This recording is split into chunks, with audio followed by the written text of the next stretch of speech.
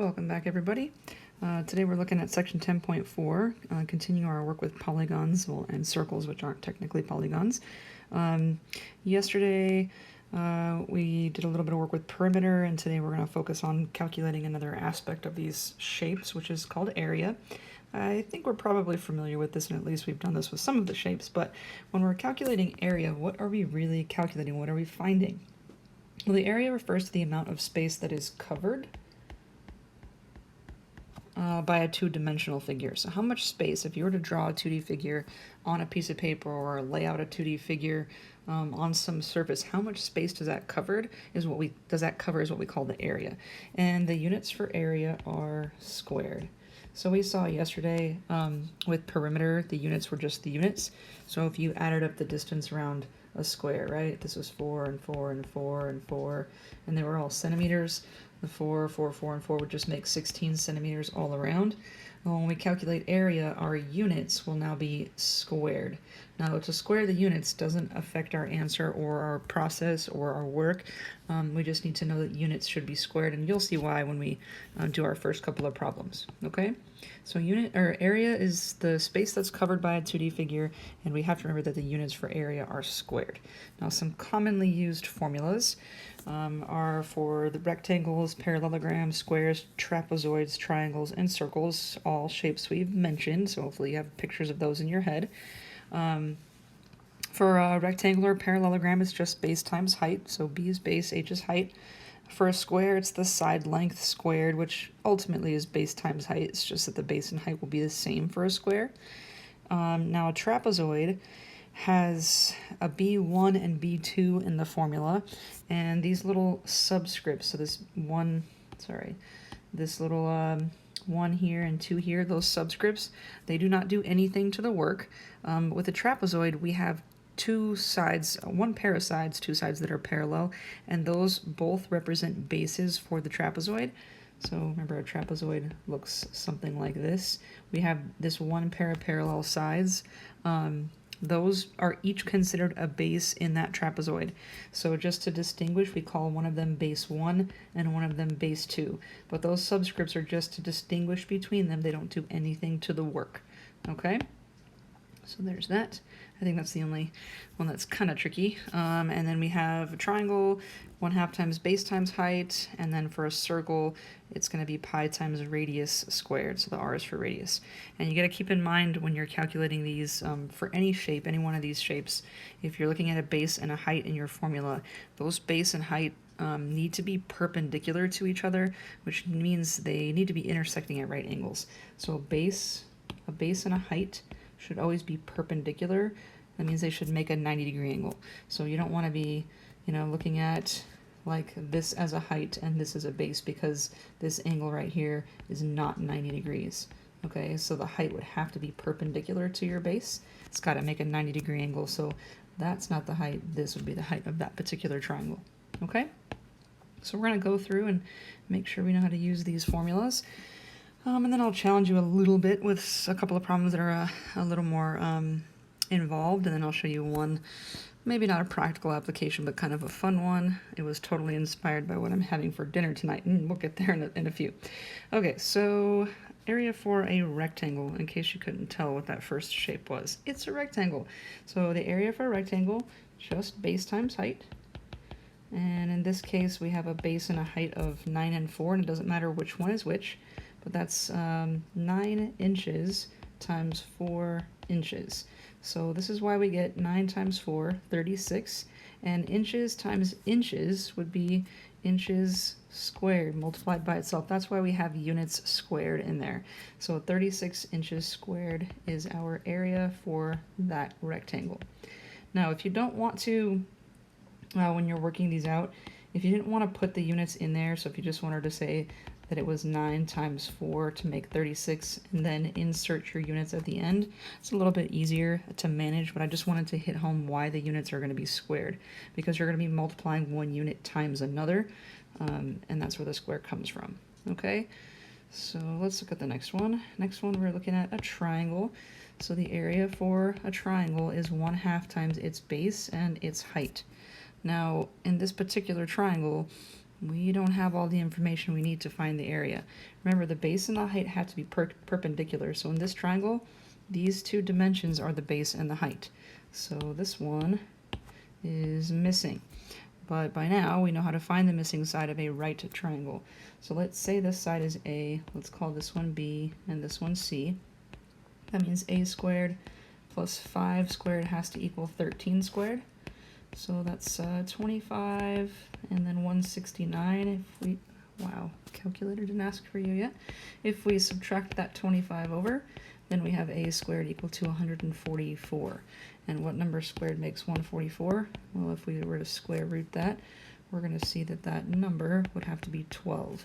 So now we know that this side is 12 centimeters. So we go back to find our area now. In this case, our area is going to be 1/2 times a base of 5 and a height of 12. Base of 5, height of 12. And if you don't like fractions, then just put that into the calculator. If you don't want to use a calculator, make sure you're only taking, it doesn't matter the order you multiply. So you can multiply 5 and 12 and then take it half. You can multiply 1/2 times 5 and then multiply by 12. You can multiply 1/2 times 12 and then multiply by 5. However it's going to work, but again, if you don't like fractions and you want to just use your calculator, you're absolutely welcome to do that. So we have a 1/2, and then we're going to multiply by a 5 and a 12, and the area is going to be 30. Now I didn't put the units in the work here. That's okay, as long as they end up in the final answer. So it's going to be 30, and then we have centimeters squared for those units. Okay, moving right along. Number 3, hopefully you recognize this shape. It's a 4-sided figure, so quadrilateral, and we have one set of sides that's parallel here. So this is a trapezoid. Okay, if you couldn't see it, this is a trapezoid.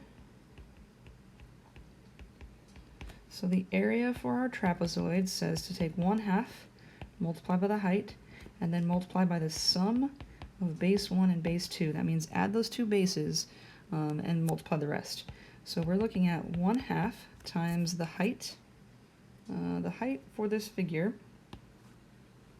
how tall is the figure? The height has to be perpendicular to the base. Now we have two bases here. We have a base here, we got a base here. Now which of the lengths or dimensions or measurements there is perpendicular to those bases would have to be this guy here. So 7 is here to distract you. The height has to be the 6. It's got to be perpendicular to the bases. So height's going in as 6. And then base 1 and base 2 would be 8 and 12. And it doesn't matter the order there, because when you add 8 and 12 or 12 and 8, you get the same thing either way. Okay, oops, almost lost my iPad.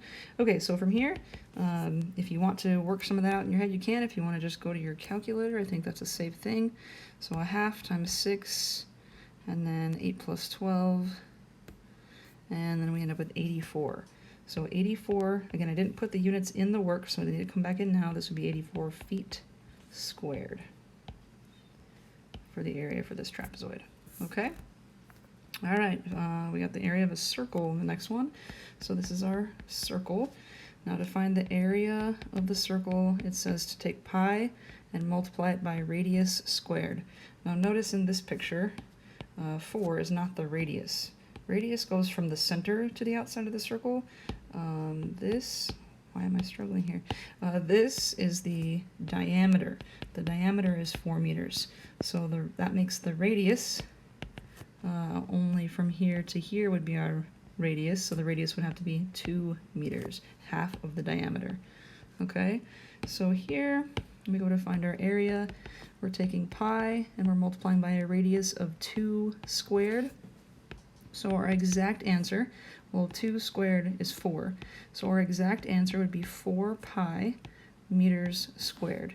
And then if we wanted an approximate answer, then we would actually multiply 4 by 3.14, the value for pi. And so that would be approximately, let's see, 4 times 3.14 is 12.56. So 12.56 meters squared. And both of these are acceptable answers. I think the preferred for me is the exact, but if you want to have a concept of what that really is, then the approximate one is good too. So this is the exact answer in terms of pi, and then this one is the approximate answer. Both totally fine. Okay? And actually, I think when you do this in Math Lab, it asks for both versions, so you got to be able to handle both. All right, moving right along. Number 5, labeled for us, is a parallelogram, and to find the area for a parallelogram, our formula says multiply base times height. Pretty simple. So just need to make sure we can accurately determine what the base and the height are. So the base and height, in this case, have to be perpendicular to each other. So we're going to use the 8 and the 3. Those are the ones that are making that 90-degree angle. So our area, 5 again is extra information, is going to be 8 times 3, which makes it 24. We put the units in there, inches squared. Okay? Now, number 6, I'm going to try to challenge you a little bit. If you think you can do this, feel free to pause and give it a shot. Now, this is a square. To find the area of a square, it says take the side length and square it, right? Multiply the side length by itself, which would be our base times our height. It's just the same number. The issue is we don't know the side length yet, so I'm going to do a little bit of work like we did earlier before we can use our formula. So what do we know about the square? Well, hopefully we know that all these sides are equal. So the side labeled as x plus 8 has to be equal to the side labeled as 3x plus 2. And then we can solve this equation and figure out what x is. So I'm going to get my like terms together. If I subtract that x over, I'm left with 8 equal to 2x plus 2. Now I'm going to subtract this 2 over, and that leaves me 6 equal to 2x. Now I can divide both sides by 2. That cancels, and I'm left with x equal to 3. So does that mean I'm going to plug in the 3 and square the 3 to get my area? Not quite. So if x is 3, when I plug that in here, 3 plus 8 means our side length is 11. Now I could plug it in here too, but 3 times 3 is 9 plus 2 is still 11. So s is 11 in this case. Okay? So x being equal to 3 tells me that our side length is equal to 11. And there are no units here, so let's see. Our area is going to be that side length, 11 squared. So we get 121, and since we're not given any centimeters, inches, whatever, we'll just say units squared. Okay, so a little challenging, but hopefully reasonable. All right, number 7, something a little more challenging. We're trying to find the area of the total area for this figure. So really there should have been a directive here that says to find the total or combined area. So basically we're going to find the area of each triangle and then add the two areas together. So let's call this one triangle 1, and let's call this triangle 2. Okay, for triangle 1, area is going to be 1/2 times base times height. So 1/2 times the base for triangle 1. Base for triangle 1 is 36.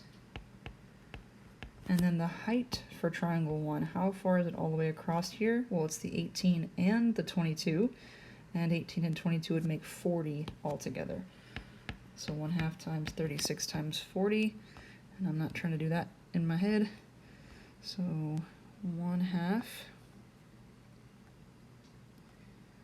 What am I doing here? Oh my goodness, guys. 1/2.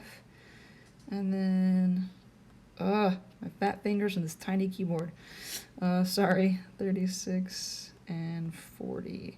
So 720. 720, and the units were meters, so we're going to say meters squared.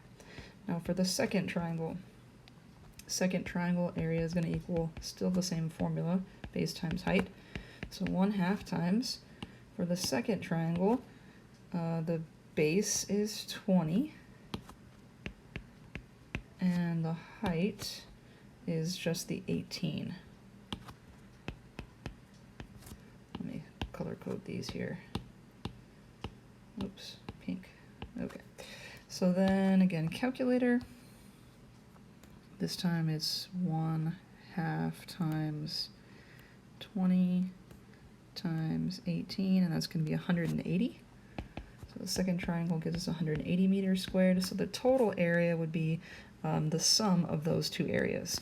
So the total is going to be 720 plus 180, and that's going to be 900 meters squared all together. Okay, again, looked a little, maybe a little scary, but not so bad, just using a formula twice. Now I think number 8 is even a little more intimidating than the others. Let me just scooch this down a little bit. All right, so number 8, I did not put a directive in here again, but what we're looking for in number 8 is to find the shaded area. How do we find the shaded area? What do you think? Oh, I wish I could talk to you guys. So the shaded area is the area in between the two shapes, right? If I found the area of the entire square, so I took the entire square, that'd be too much, right? What I need to get rid of is the circle. So if I take away the area of the circle, I'm going to get that shaded area that's left over. So our shaded area is going to be the area of the square here. And then we want to subtract out the area of the circle. Okay, we have the whole square, we take that circle out, that's going to give us that leftover space in between. And if they were different shapes in general, your shaded area is going to be the larger shape, the area for the larger shape, minus the area for the smaller shape. So in general, area of the larger minus the area of the smaller shape. And that will always give you your shaded area if it's some space in between the two. Okay, so area for a square is the side length squared. Now how long is the side length? Well, if the radius here is 3, that means that this whole side length would have to be 6, twice that. That's like the diameter of the circle. So this area is going to be 6 squared, which makes it 36 millimeters squared. Area for a circle is pi times radius squared. So in this case, pi times the radius is 3 squared. And we're going to approximate here because I'm going to have to subtract these two, and I won't be able to take away pi from something that doesn't have pi. So I'm going to approximate pi times 3 squared, 3.14 times 3 squared. It's 28.26. Let me change this. This is now approximately, I forgot, 28.26 millimeters squared. So the shaded area is going to be 36 minus 28.26. And let's see if I could type this in here. 36 minus that stuff is going to leave us with 7.74. 7.74 millimeters squared. Okay, so just area formulas. Formulas are pretty straightforward. Use your calculator to help you where you can. All right, I got one last problem here, an application problem. Again, probably not the most applicable, but totally inspired by we're having pizza for dinner tonight. So trying to support some local businesses while we're stuck in our house. So we have a 16-inch pizza. It costs $15. We got a 12-inch pizza that costs $10. Which pizza is a better deal? 16 inches for $15 or 12 inches for $10? So my guess would be that you're probably thinking, well, let's take the 16 inches and divide by the $15, and let's take the 12 inches and divide by the $10. It's a reasonable thought, but when we say 12-inch pizza or 16-inch pizza, what does that really mean? What does it mean to have 12 inches of pizza? Okay, so let me back up a little bit to make this a reasonable approach. A 16-inch pizza, means it has a diameter of 16. So let me go back to this. That means that all the way across here is going to be 16 inches. Okay, that means the radius is going to be 8. And if we had a 12-inch pizza, 12-inch pizza means that all the way across the pizza the diameter is 12 inches, which means the radius is going to be 6. So really, if we want to know how much pizza we have, we want to know how much space does that cover. We want to know the area for each of those pizzas. So the area for this pizza, pi times radius squared, let's approximate that. 3.14, need some space here. 3.14 times 8 squared is about 200.96. And then here our area is pi times a radius of 6 squared. So that's approximately, oh my gosh, 3.14 times 6 squared is approximately 113.04. This is inches squared, inches squared. Now, deal 1, let's call this deal 1. 16 inches costs $15. Let's call this, sorry. Let's call this, I said pink. Maybe I didn't. I meant to. Let's call this deal 1. Okay, for deal 1, we have 200.96 inches squared for $15. If we divide that, we're going to figure out how many inches squared per dollar we're getting. So if we take 200.96 and divide by 15, we're getting 13.4, about 13.4 inches squared per dollar spent. Okay, now let's look at deal 2. Deal 2. For deal 2, we're getting 113.04 inches squared for $10. So if we divide that, we're gonna get, you should be able to do that without the calculator, but let me just show you. 113.04, when you divide by 10, what's gonna happen? We're gonna move the decimal. So this is about 11.3 inches squared per dollar. So which one is the better deal? Well, the pink one, we're getting more pizza per dollar that we're spending.